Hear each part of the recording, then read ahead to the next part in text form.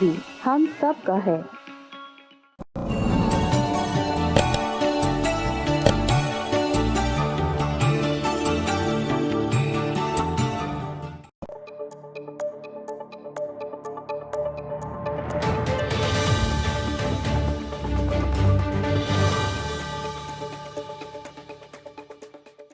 अस्सलाम वालेकुम ख़ातिन हज़रात, मैं उसरार अहमद कसाना। ख़ातिन हज़रात, हम अक्सर सुनते रहते हैं कि पाकिस्तान में टैक्स नहीं दिया जाता, पाकिस्तान में टैक्स का प्रॉब्लम है, टैक्स कल्चर हम इंट्रोड्यूस नहीं करवा सके। पाकिस्तान में लोग टैक्स क्यों नहीं देते हैं, इसके ऊपर हमने मुख्तलिफ प्रोग्राम्स पहले भी किए हैं और आज का जो प्रोग्राम है वो भी इसी हवाले से है कि आपको ये बताया जाए कि टैक्स कल्चर के हवाले से मुख्तलिफ लोगों की क्या राय हैं और आज की जो राय होगी वो भी हो सकता है वो आपको पसंद आए या ना पसंद आए, लेकिन एक राय होगी जो कि एक डिस्कोर्स को जनरेट करने में मदद देगी। और मैं यही चाह रहा था कि हम ज़रा देखें, क्योंकि यहाँ पे नॉर्थ अमेरिका में और यूरोप में और बाकी जगहों पे जो भी एडवांस कंट्रीज़ हैं, उनमें हम देखते हैं कि लोग टैक्स पे करते हैं, लोग अवॉइड भी करते हैं, टैक्स अवॉइडेंस भी होती है, इवेजन भी होती है। लेकिन पाकिस्तान जैसे मुल्कों में जहाँ पे चलता ही काम टैक्स के ऊपर है और वहाँ पे अगर 1% लोग टैक्स दे रहे हैं, कुछ लोग तो कहते हैं कि नहीं इससे ज़्यादा है और उसका व्यू ही बिल्कुल डिफरेंट है।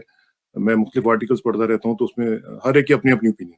तो आज एक ऐसी शख्सियत से बात करेंगे जिनका ओढ़ना बिछोना ही टैक्स है और यहाँ पे हमारे साथ कैलगरी में, अल्बर्टा में, कनाडा में वो मौजूद हैं और उनका बैकग्राउंड सारे का सारा चार्टर्ड अकाउंटेंसी का है। एलएलबी भी हैं और पूरी ज़िंदगी उन्होंने फाइनेंस के साथ ही गुज़ारी है। तो मैं उनसे आपका तारुफ कराता हूँ, जनाब रऊफ़ कादरी साहब। रऊफ़ भाई, अस्सलाम वालेकुम जी। वालेकुम सलाम व रहमतुल्लाह। रऊफ़ भाई, सबसे पहले तो आपका बहुत शुक्रिया, आपने माशाल्लाह टाइम निकाला। मुझे पता है आप जो टैक्स वाले लोग होते हैं वो कितने बिज़ी होते हैं, स्पेशली आजकल तो सीज़न भी है, लेकिन आपकी मेहरबानी। मुझे सिर्फ ये थोड़ा-सा आपसे सीखना था, समझना था कि टैक्स का जो एक प्रॉब्लम है यहाँ पे, हम देखते हैं कि कनाडा में लोग या नॉर्थ अमेरिका में पूरे में टैक्स का एक कल्चर होता है। हमें पता है जब लास्ट डेट आती है तो हम सब लोग भाग दौड़ कर रहे होते हैं कि किस तरह टैक्स को फाइल कर लें, किसी तरीके से इसमें से निकलें ताकि हम हम इससे आगे बढ़ सकें। लेकिन पाकिस्तान में इस तरह का कल्चर नहीं हो सका अभी तक और अभी तक हम यही कहते रहते हैं कि पाकिस्तानी टैक्स पे नहीं करते हैं। मुझे आज जरा ये बताएं कि what is Pakistan tax problem? Thank you Israr sahab, और बहुत बहुत शुक्रिया आपने मुझे बुलाया इस प्रोग्राम पे। काफ़ी एक्सपीरियंस इस तरह रहा है, जब तक मैं पाकिस्तान में था मैं मिनिस्ट्री ऑफ फाइनेंस और मिनिस्ट्री ऑफ कॉमर्स दोनों का एडवाइज़र भी रह चुका हूँ। तो काफ़ी ये इश्यूज हमने डील किए, लेकिन जो आज मैं बात करूँगा शायद अनएक्सपेक्टेड हो, शायद लोग अखबार पढ़ के या कुछ और देख के उनकी ओपिनियन कुछ और हो। ठीक। फैक्ट्स साथ कुछ चीजें पेश करूंगा। पहली बात, ओपनिंग सेंटेंस, सीरियस टैक्स नहीं है। ये थोड़ा सा रिपीट कीजिएगा, आपकी आवाज कट गई थी, जरा दोबारा रिपीट कीजिएगा प्लीज। क्या जुमला बोला? जी, शुरू में इस तरह करूंगा कि पाकिस्तान में सीरियस टैक्स प्रॉब्लम नहीं है। अब जाहिर है जब आप कनाडा या यूएस या वेस्टर्न ममालिक डेवलप्ड कंट्रीज से कंपेयर करते हैं, टैक्स कलेक्शन है वो बहुत लो है और बहुत नैरो है। लेकिन जब आप, और जो मैं आज मेरी मौजू की मेन एम्फेसिस होगी कि मैं इंडिया से पाकिस्तान को कंपेयर करूंगा जो सिमिलर इकोनॉमीज हैं। अब शुरू करते हैं इसमें। देयर इज अ प्रॉब्लम, मगर आई सेड सीरियस प्रॉब्लम नहीं है। फॉर एग्जांपल कनाडा में इस वक्त तकरीबन 28 मिलियन टैक्स पेयर्स हैं, ठीक है जी, और जिसमें से बल्क 90% इंडिविजुअल टैक्स पेयर्स है, बाकी कॉर्पोरेट बिजनेसेस हैं। 28 मिलियन टैक्स पेयर का मतलब हमारी टोटल पॉपुलेशन 37-38 मिलियन है, तो तकरीबन 72% ऑफ लोग रजिस्टर्ड एज टैक्स पेयर। ये मतलब नहीं है कि वो टैक्स देते, हो सकता है इसमें से 14 मिलियन जीरो टैक्स देते हैं अपने tax return, but they are registered taxpayers. ठीक। जब बनाएंगे तो वो बच नहीं पाएंगे। पाकिस्तान में इस वक्त 2.2 मिलियन टैक्स पेयर्स हैं, यानी 22 लाख टैक्स पेयर्स हैं। जो हमारी पॉपुलेशन, अगर हम 220 करोड़ लेते हैं, एस्टिमेटेड 220 करोड़ है, सेंसस डेटा भी आएगा नया, तो 220 करोड़ से अगर आप देखिएगा तो ये बनता है 1.1%। तो जो आपने पहले कहा था कि कहीं आप पढ़ते हैं 1% है, कहीं कुछ और, 1% सही है, ठीक है। इंडिया में अब मैं आप 1% वर्सेस 72 को ना देखें, उसकी वजूहत भी मैं बताऊंगा। जो क्योंकि 72% रजिस्टर्ड टैक्स पेयर्स है, जिसमें से आधे, तकरीबन कनाडा की बात करें अगर आप, तो आधे टैक्स पे करते हैं, या ये अवॉइड नहीं करते हैं, बनता ही नहीं, ठीक है। बनता ही नहीं है तो पे क्या करेंगे। इंडिया में 30 करोड़ की आबादी है तकरीबन, हमारे करोड़ की जगह, नहीं, और 1 अरब 30 करोड़। हाँ 130 करोड़ ही हुआ ना वो। 1 अरब 30 करोड़।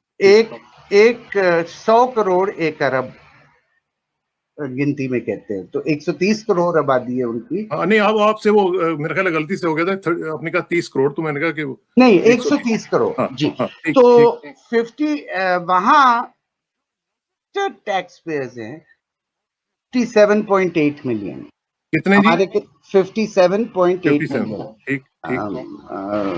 57 lakhs 8 लाख, ठीक। 57.8। अच्छा जी, आबादी की 4.4% है, हमारी कितनी थी 1.1%। 1.1। मगर आगे जब मैं आपको डेटा दूंगा आप हैरान होंगे कि अब ये रजिस्टर्ड है, तो ठीक। इनकी टैक्स कलेक्शन रेशियोज क्या है वो भी मैं आपको पाकिस्तान से कंपेयर कराऊंगा, पाकिस्तान के बेहतर हैं, ठीक है। लेकिन इसका ये मतलब नहीं है कि कोई गुंजाइश नहीं है कि पाकिस्तान कोई ऐसे मेजर्स करे, कोई माशी ऐसे मरात तो नहीं, ऐसे मेजर्स लें जिससे हमारी बढ़ सके। सिर्फ इंडिया से कंपेयर करना इज नॉट इनफ, लेकिन मैं आपको अंदाजा बताना चाह रहा हूं कि तो आप देखिए, आप कनाडा से कंपेयर करेंगे तो बात कुछ और होगी।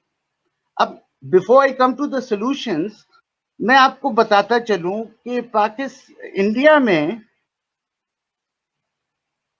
जो एक बहुत कॉमन रेशियो टैक्स के लिए देखा जाता है, वो है टैक्स टू जीडीपी, यानी आपकी इकोनॉमी की साइज कितनी है और टैक्स कलेक्शन कितना है। तो इंडिया में तकरीबन 10% है, टैक्स टू जीडीपी 10% है। पाकिस्तान में 10.9% बेहतर है, और इससे ज्यादा था पिछले साल इस हुकूमत, प्रेजेंट हुकूमत जो दूसरा साल था घटा है, but it was higher than 11% पहले, मतलब हम 13% तक पहुंच चुके हैं 3 साल पहले, अब 10। तो टैक्स पेयर बेस इंडिया का बड़ा है, जैसे मैंने कहा 57.8 मिलियन रजिस्टर्ड है, लेकिन परसेंटेज कलेक्शन कम है, ठीक है।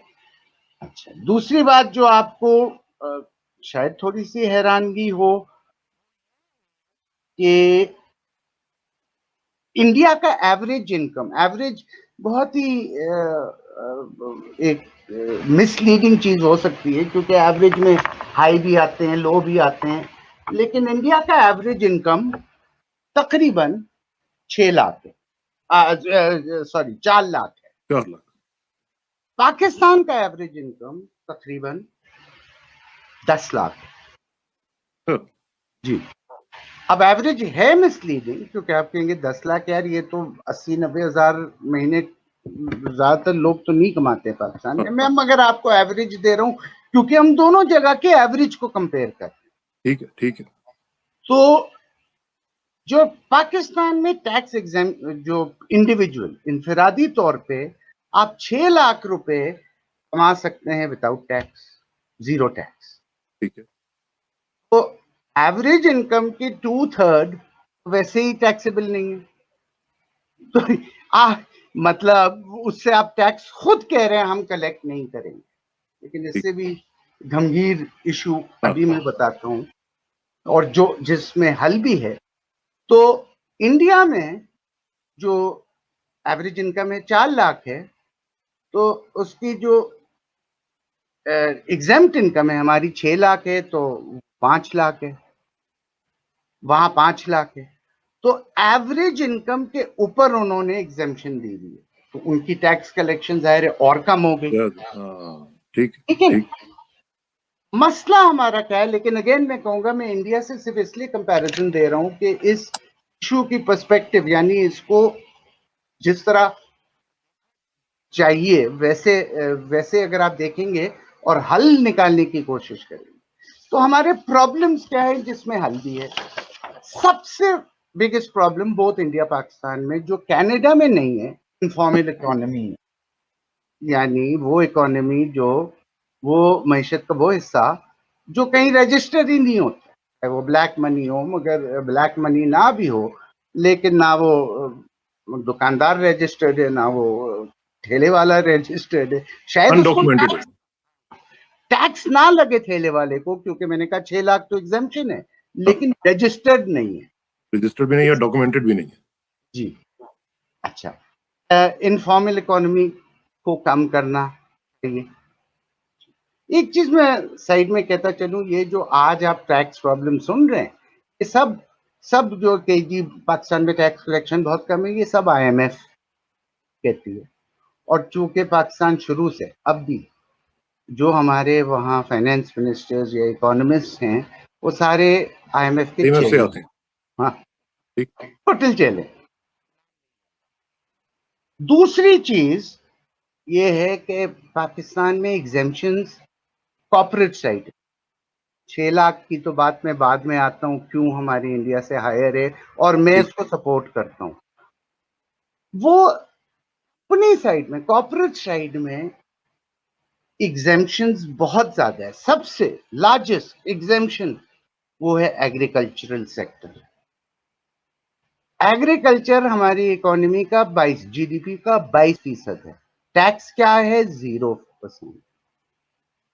मगर सिर्फ एग्रीकल्चर नहीं, बहुत सी टेक्सटाइल कंपनियों को हम धड़ाधड़ रिफंड और रिबेट देते हैं जब वो एक्सपोर्ट करते हैं, एक्सपोर्टिंग टेक्सटाइल कंपनी। तो जो तकरीबन 20% ऑफ द इकोनॉमी है, वो 22% है, ये 20% है। वो मैन्युफैक्चरिंग के हेड के अंदर ये आता है, लेकिन तकरीबन 20% है।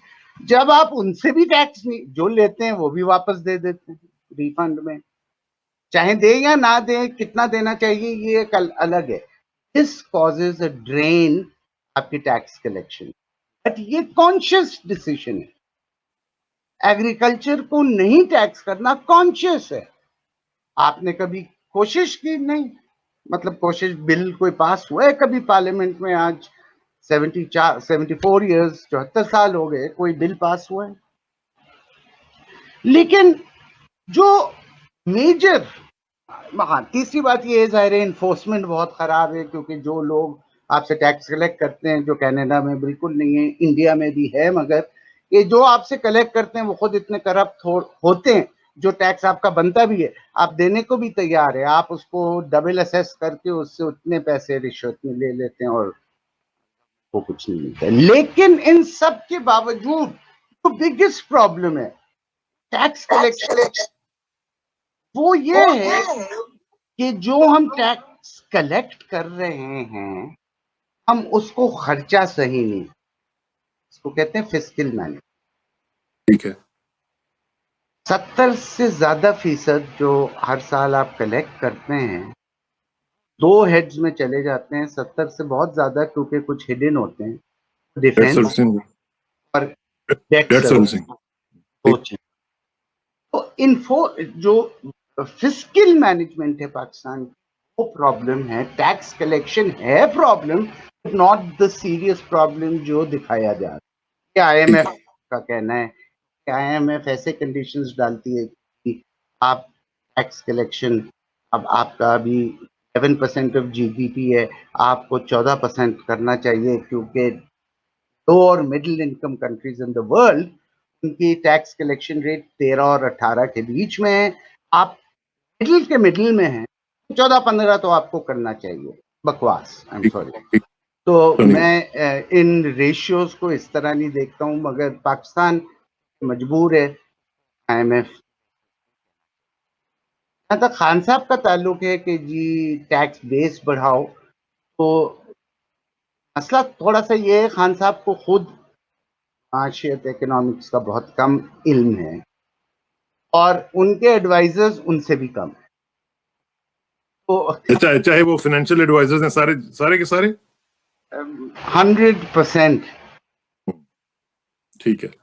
उनके पॉलिटिकल एडवाइजर्स ठीक हैं, उनके कैंपेन एडवाइजर्स ठीक है, उनकी मीडिया सोशल नेटवर्क ठीक है, लेकिन पाकिस्तान की सबसे बड़ी प्रॉब्लम मईशत है एंड इकोनॉमिक रिफॉर्म्स। ना बादशाह, ना वजीर, ना बादशाह अगर समझे इशू को तो ये नहीं होगा। तो जैसे मैंने कहा, जो मेजर प्रॉब्लम है वो फिस्कल मैनेजमेंट मैनेजमेंट, जिसे हम कहते हैं। ठीक। जी अच्छा, अब जरा थोड़ा सा जरा इसको नैरो डाउन करते हैं कि जो आपने फरमाया कि ये चीजें हैं जिसको हम ठीक कर सकते हैं, क्योंकि टैक्स का प्रॉब्लम इतना बड़ा नहीं है जितना कि फिस्कल मैनेजमेंट का है। जी तो अब उसमें चूंकि हमारे पास टाइम की भी किल्लत है, लेकिन मैं ये चाहूंगा कि आप कम से कम 3-4 इस तरह की सजेशन जरूर दे दें कि जिससे जो सोल्यूशन की तरफ हम बढ़ सकें और पता चल सके जी कि हमें क्या करना चाहिए।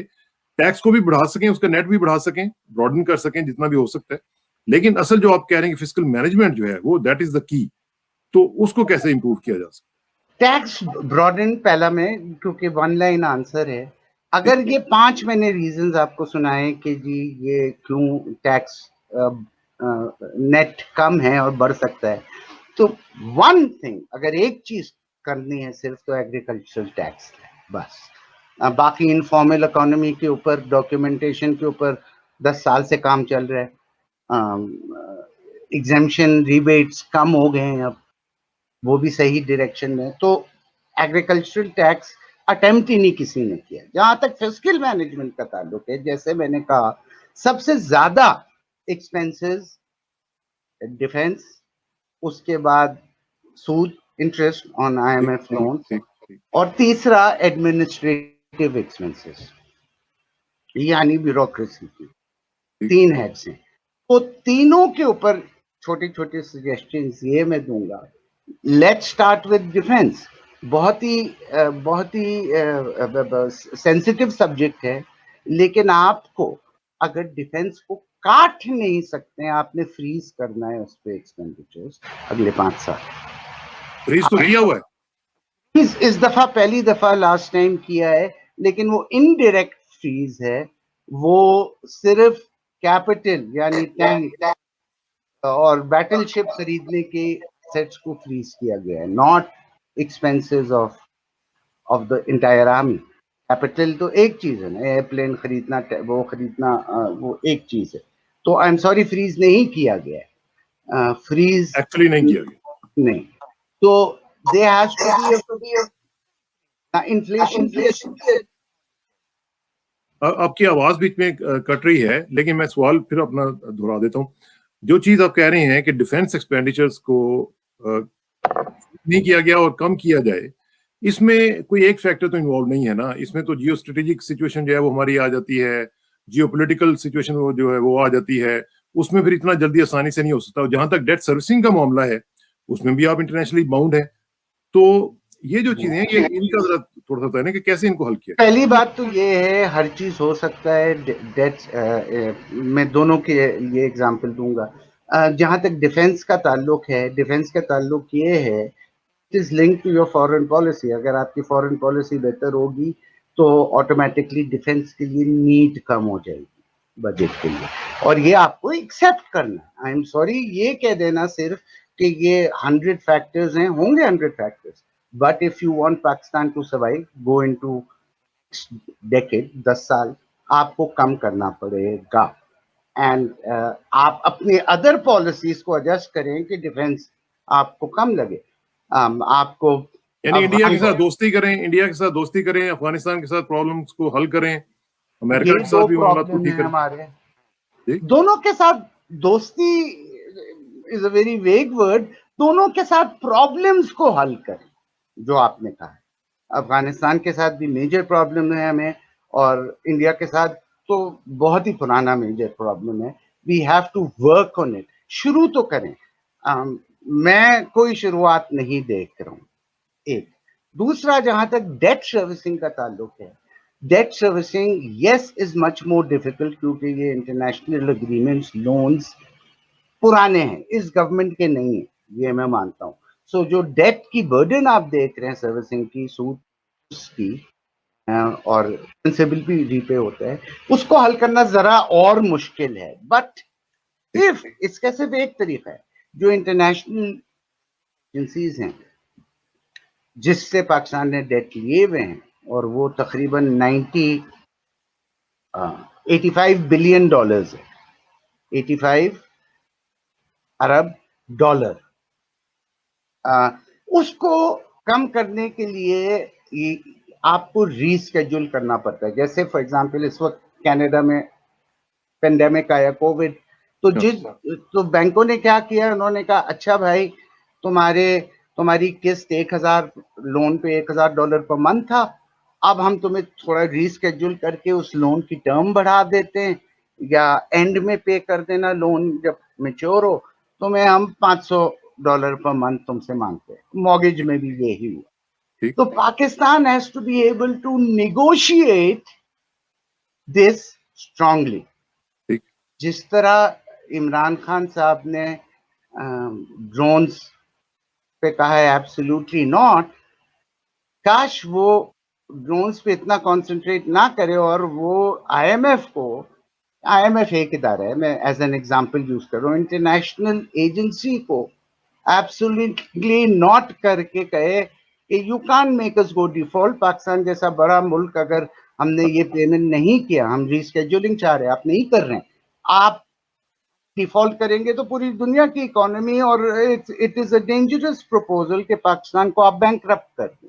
तो एब्सोल्युटली नॉट, उसमें मुझे ज्यादा जरूरत लगती है ड्रोन्स में। ड्रोन्स आई सपोर्ट नहीं होना चाहिए, I totally support, this is critical. आखिरी इशू रहा, हमने कहा ना कि एडमिनिस्ट्रेटिव ब्यूरोक्रेसी की एक्सपेंसेस जो है, ब्यूरोक्रेसी की एक्सपेंसेस टोटली कंट्रोल किया जा सकता है इंटरनली बाय बजट, और में ज्यादा उस पे कट्स भी लगाए जा सकते हैं। एब्सोल्युटली। और कट्स खासतौर पे जिस तरह कि हमारे जो ब्यूरोक्रेट्स हैं, जिनके पास 10-10 गाड़ियां बाहर खड़ी भी होती हैं, उनको कहें कि सिर्फ एक गाड़ी से गुजारा करें। बिल्कुल, और छोटे घर में रहें, जो एक लेवल के बाद तो घर हाउसिंग के लिए वो अलाउंस आपका 5000 होगा, लेकिन आप 5 लाख की 5 लाख। अब थोड़ा सा आखिर में मैं सिर्फ ये चाह रहा हूँ कि हम जरा इसको नेल डाउन कर लेते हैं कि 3 चीजें आपके बेसिकली कह रहे हैं आप, डिफेंस, एग्रीकल्चर, डेट सर्विसिंग, और चौथा आपने कहा कि ब्यूरोक्रेसी का जो एडमिनिस्ट्रेटिव खर्चे हैं। ये 4 चीजें आप कह रहे हैं कि अगर कर लें तो हमारी जो मईशत है वो खड़ी हो सकती है, बहुत बहुत बेहतर हो सकती है, बहुत। ठीक, चलें इस पे हम मजीद बात करते रहेंगे, लेकिन यह है कि आपका बहुत शुक्रिया रो भाई, और हम कोशिश करेंगे कि इस मामले में जितना भी हो सके हम चर्चा करते रहें। और रो भाई का जो एक एक्सपीरियंस है, क्योंकि ये बैंक भी रन कर चुके हुए हैं, तो इनको थोड़ा सा निचोड़ेंगे इनसे नॉलेज को, तो इंशाल्लाह राब्ता रहेगा, और इंशाल्लाह जल्दी मुलाकात होगी। Thank you very much. Thank you so much sir.